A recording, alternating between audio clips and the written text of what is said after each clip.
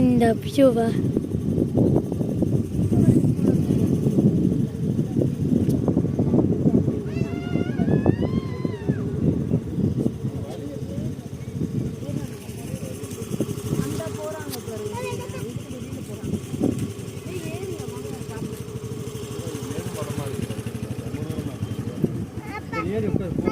பார்த்தா தானே தெரியும்.